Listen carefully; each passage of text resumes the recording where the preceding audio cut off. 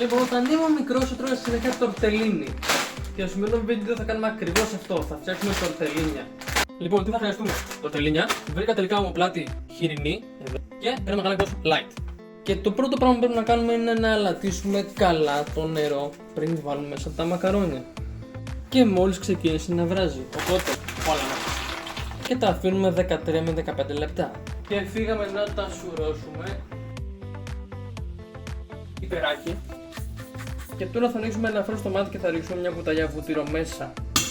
Και αφού έλειωσε το βούτυρο, πάμε να ρίξουμε την κρέμα γάλακτος μέσα. Θα ρίξουμε μέσα τα μακαρόνια.